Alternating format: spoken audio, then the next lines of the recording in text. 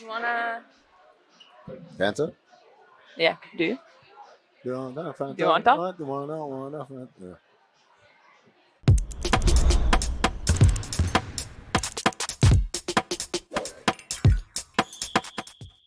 Welcome to Oddball. I'm Amin Elhassan, and from our New York studio, it's Charlotte Wilder.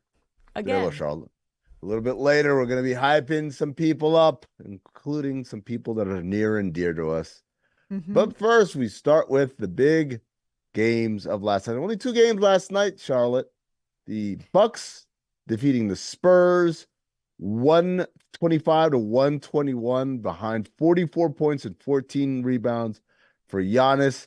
But we also got to see him go tête-à-tête, as they say en français, against Victor Wembanyama, who dropped 27 and 9 of his own. There was a couple of it was like glimpses into the future, Charlotte. We saw, Yes. like, look, everyone's 7 feet plus and with long limbs, and they all run around the court as fluidly as a 6'5" guy. His moves last night, I mean, it's stuff you see where you're like, I don't fully get the physics of it or how his limbs don't break. He had a behind the back, pass himself off the backboard, dunked on Giannis, and the Spurs still lost.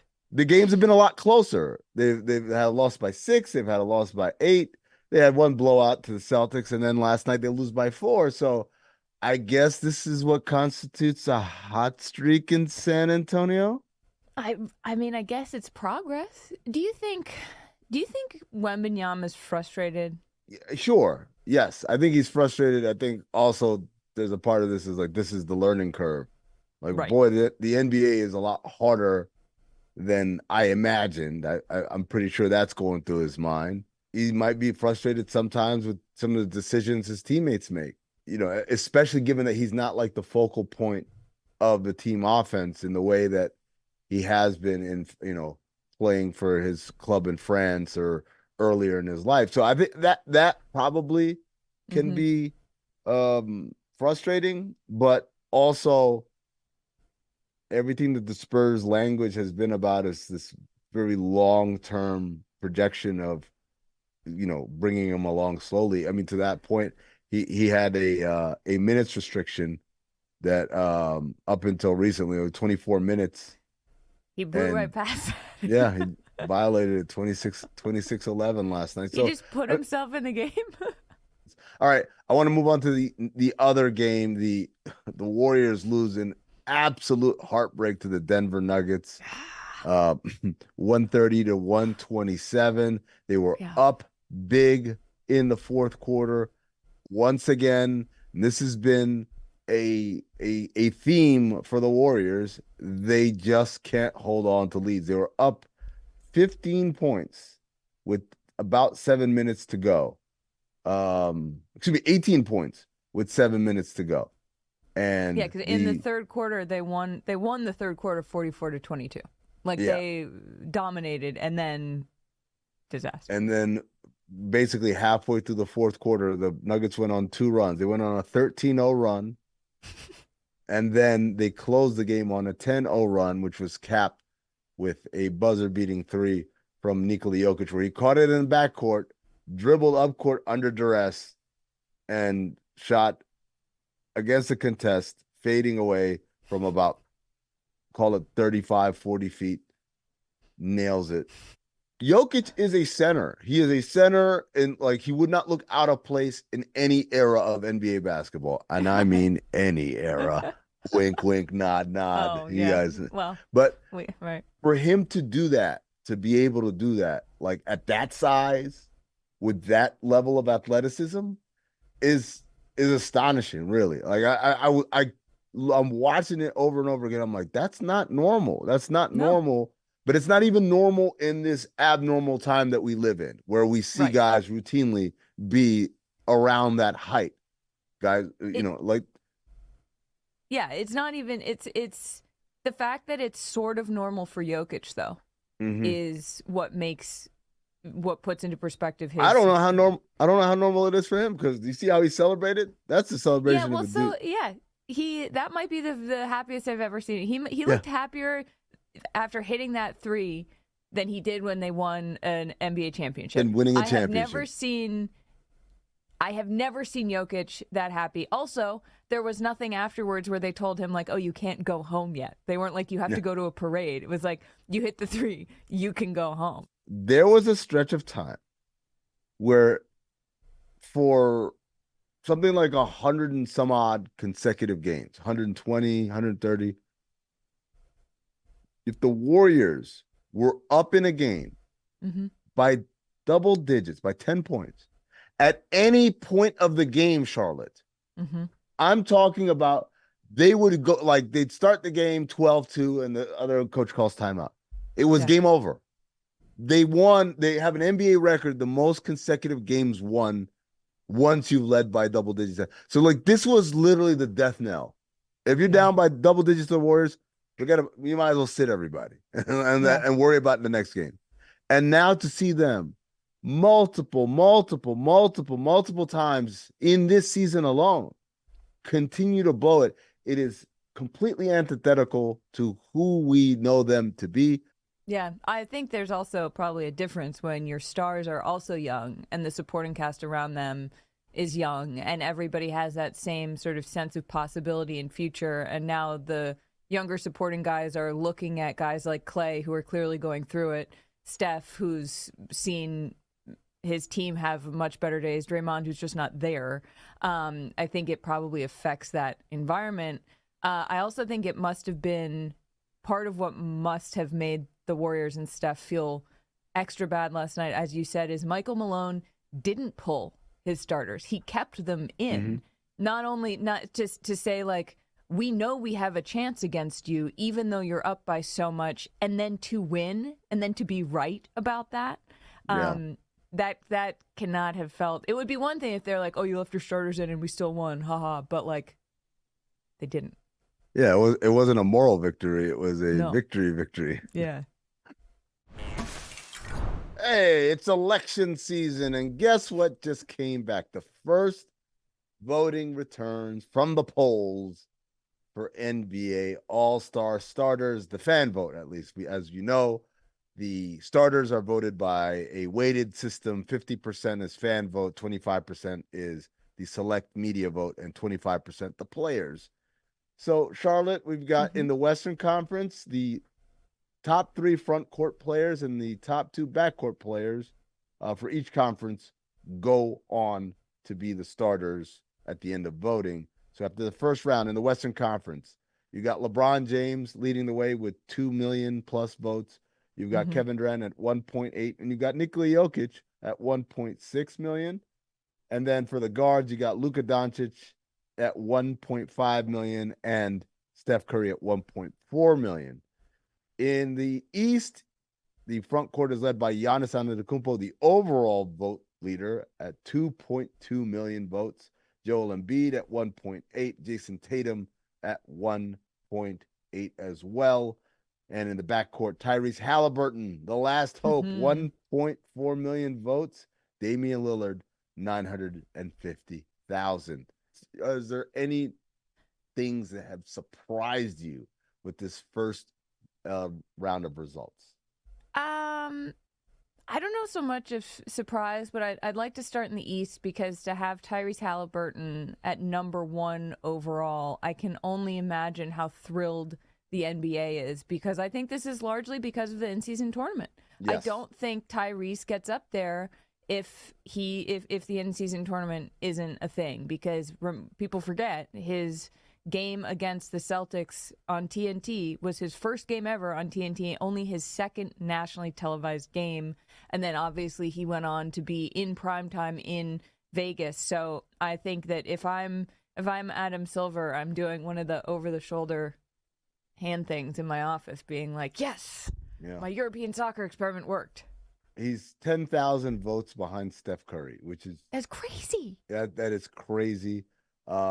He's got more votes than Anthony Davis, more votes than Kawhi Leonard, more votes than Jimmy Butler. There's a number of bigger name, established name players who he's doing better than in the voting. And you're absolutely right. I think that's the in-season tournament in full swing there. Let me tell you, let me point out some things I'm Yeah, what surprises a you, I little mean? surprised about. All right. I got a bunch, by the way. I got a bunch. Huh? Number one, I I bet. thought Victor Wembanyama would be higher. Yeah. The hoopla and the number of highlights and the algorithms speaking to the masses, I thought for sure he'd be a lot higher. And it's only about 220,000 votes, which is good for 8th in the You know Western who has Conference. in the East who has a higher Victor Wembanyama only has like a percentage more votes than Mikal Bridges. Yeah. Whom I love. Don't get me wrong, big Mikal Sure. fan, but he has not had the coverage. He hasn't had the marketing machine behind him, right? Right. In a way that Wembanyama has. Here's another one for you. You know, Mm-hmm. you said, oh, he's got, you know, roughly around the same amount of votes as Mikal Bridges. You know he's got less votes than? Who? Alperen Şengün. That one, okay. Look, I get Most it. people can't say his name and don't know who he plays for. I have no idea who he plays for, right? I've never heard of him. He's having a great season. He's a big part of why the Rockets are a lot better. Ime Udoka put the ball in his hands, made him a focal point, made him basically their Jokic, and it's worked out tremendously for them. But he's got more votes than Victor Wembanyama and Karl Anthony Towns. Like Karl Anthony Towns is coming in at 140,000 votes, and I'm not saying Karl Anthony Towns has had a stellar year. I'm just saying one would think more people would have voted for him. De'Aaron Fox has only got 210,000 votes. Do you think it's because people have transitioned to being more fans of players in the NBA? I feel like I always hear people say that, be like, oh, I'm not so much a fan of a team as I am. Like, I'll watch anytime Ja Morant plays, but I'm not a Grizzlies fan. NBA has always marketed itself around players over teams as opposed to the NFL. But I think the move to have voting be on the internet, it's easier to influence this thing beyond people who are just voting for their favorite players or for players from their favorite teams. Because back in the day, it used to be a paper ballot that used to have to punch out and drop into a box, and those boxes were only available at arenas or at your local Foot Locker. They had to deal with Foot Locker, and you would go to Foot Locker and vote there. And now it's like anybody with an internet connection can do it. And in the past, I've said I think there needs to be some sort of check and balance so that people don't go and vote 8 times in a day. But I understand why. This is all like one big CRM scam where they're just collecting data on people. So Right. they just want your email. Yeah. Which players on this list do you think will get the biggest boost from media and other players? Well, here's the funny thing. I think they kind of got it right, the fans. Really? LeBron, Durant, Jokic. Yep. I think those are your guys. And then Luka and Steph Curry. And then in the East, Giannis, Embiid, and Tatum. Again, I don't think there's any argument there. And in the backcourt, Tyrese Halliburton and Damian Lillard. I don't think there's much of an argument for anybody else outside of the starters. So kudos to the fans for getting the starters right. Yeah. I do want to go back to some other curiosities here. Mm-hmm. Ja Morant has more votes than De'Aaron Fox. That's pretty bizarre. That surprises you? Yes, because De'Aaron Fox is exciting. He plays for one of the better teams in the league, and he's been playing. Most importantly, Ja Morant's been gone with a suspension for 25 games. I feel like though that is part of why I feel like he's so top of mind for people, because they're like, oh, he's a great player and he's been in the news so much. I know who he is. Like, I feel like there could be something to do with just how much people have been talking about him, that fans are like, oh yeah, that guy's pretty good, even though he hasn't been in a while.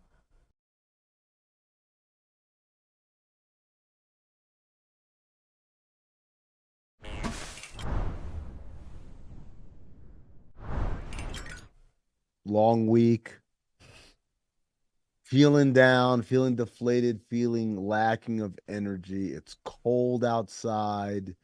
Guess what? You came to the right place, because we're going to rev up that engine and do what, Charlotte? Hook me up.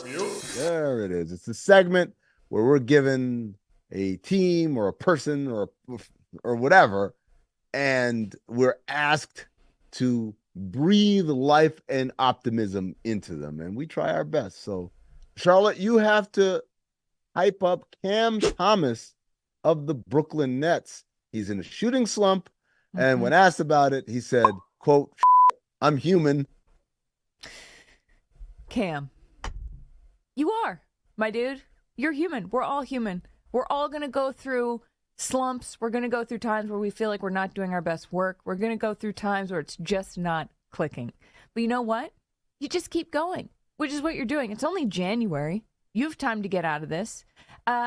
You also took responsibility for this. You were saying, I'm the problem. You are not blaming it on anybody else. And once you've done that, you can start to figure out how to fix it. And I just think that everybody's got I'm human. I'm human too. Look, I'm running out of things to say in this Hype Me Up, but I'm going to keep going and I'm going to get through it. And you are going to leave after watching this feeling a whole lot better. And it's only up from here because you're only shooting 25% from the field. So it's probably not going to get worse. I mean, you need to hype up the Warriors for, as we talked about earlier, blowing a 16-point lead with 5 minutes left. The game against the Nuggets, we all know what happened. Jokic hit the three. All right. Guys, what are we doing? What are we doing? That's what we do now? We blow big leads. We give up double-digit to nothing runs twice in the span of 6 minutes? Unacceptable. Unbelievable. And here's what I'm going to say. This is what I'm going to do. I'm going to give some tough love, again, to another person who knows I got love for him, Steve Kerr. Hey, Steve, play the guys who help you win and just stick with them. Stop doing this thing where it's like, well, he had it going. No, he doesn't have it going. Just keep playing them. Play Moses Moody. Play, obviously, Steph and Clay. Play those guys, right? Play Kevon Looney, who every time everyone likes to play him off the board, but he doesn't get played off the floor ever.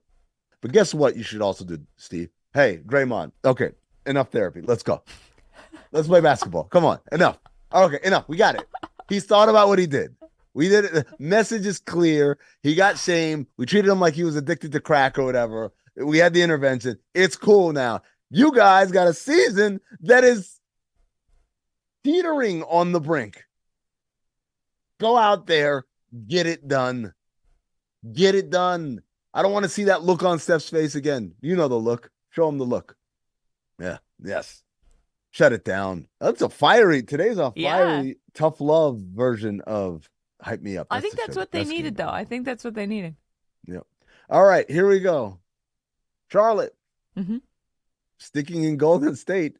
I had to hype up the entire Warriors organization. Mm-hmm. You got to hype up the Warriors practice facility, which exists inside the Chase Center, where I guess Draymond has been working out, but not with the team. And so it's kind of a split schedule. The thing. Practice facility. Everybody's been talking about you. I can't even call you my dude because you're not a person. You're an entity. Everybody keeps talking about the Warriors practice facility. Steve Kerr is like, well, I hear Draymond has been in the practice facility, but not with us. And then everyone's like, oh, Draymond is gearing up to come back with the team at the practice facility. And I think this is good for your branding because practice facilities do not get talked about often enough. The arenas get all the glory. The practice facilities are really the ones where guys are putting in the work. The Warriors really could have used Draymond last night. And as Amin said, it's time for everybody to get out of their feelings. The big feelings parenting is over. And practice facility, you are a huge part of that. And that's where that's going to happen. That's where the Warriors are going to get their shit together. Okay, Amin, here's a lovely one to end on today. Okay. You have to hype on Goran Dragic, who announced his retirement after a 15-year career.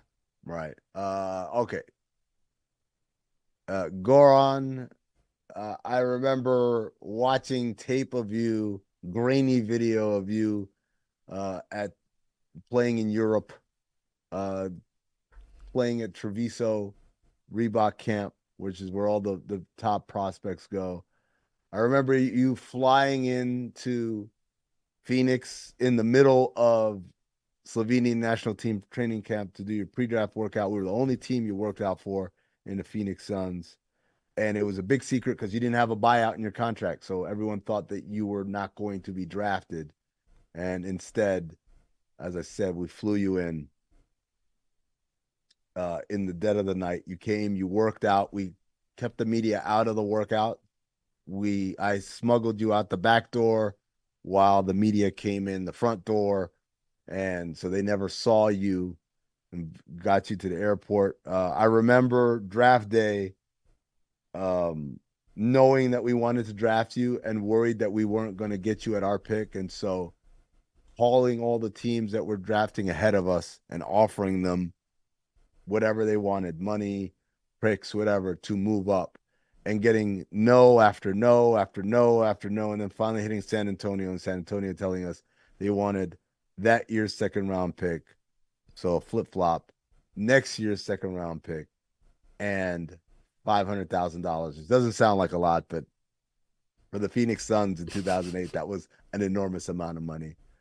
I remember getting that deal done and everybody cheering in the war room that we got our guy. I remember you in training.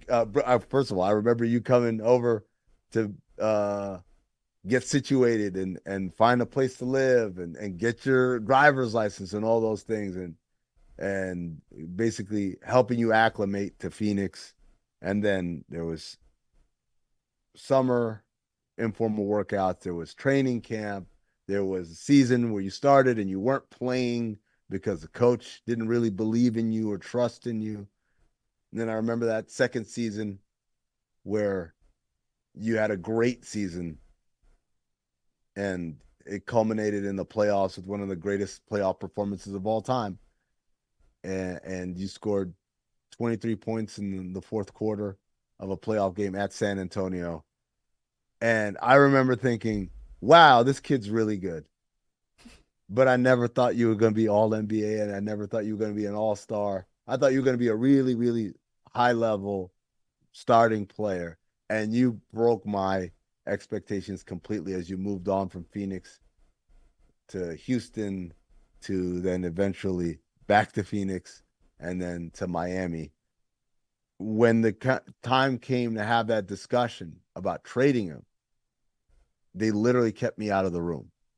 They kept me out of the meeting room because they wanted to arrive at their stupid ass conclusion that some guy that we signed for minimum was better than this kid who had won us a playoff game pretty much. And they traded him, and it was a dumb trade. Gave up a first round pick for Aaron Brooks, who was an impending free agent. Shout out to Aaron Brooks. This isn't about Aaron Brooks. It's about Aaron Brooks' contract. Instead of trading for someone who was under contract, they traded for someone that they'd have to pay immediately, and they didn't pay him. He walked. They gave him a first-round pick, and they lost Goran. And Goran went on to have, he ended that season with 3 or 4 triple-doubles in the last, 20 games for the Houston Rockets. And then obviously went on from there. By the way, Rockets had Lowry and Dragic at the same time. Both guys who had been discarded by the teams that drafted them. Wow. So I remember that when you made All-NBA, I remember calling you and telling you, you are greater than I ever thought you'd ever be. And that's a cool thing to witness. And then, of course, you winning Eurobasket for Slovenia, their first ever gold medal for Slovenia at Eurobasket. You've had a wonderful, wonderful career, a lot longer than a lot of people get. And I'm happy that I got to be a part of that journey. And I'm happy I got to be part of the beginning of that journey, to see where it started and to watch later with everybody else where it ended up. I know the long nights of work you put in. I know the heartache of feeling like you're letting your team down because your coach didn't trust in you or believe in you as a rookie, and the proving of it ultimately. And so thank you for allowing me to be a part of that, and can't wait to see what's next. Very cool that you got to be a part of that. Yeah. Very cool that Goran proved everybody wrong, including you, in a great way. And very cool that heading into the weekend, we have now all been properly hyped up. I really hope the Warriors practice facility watches this. And I hope that the rest of you, I hope your January just keeps getting better and better.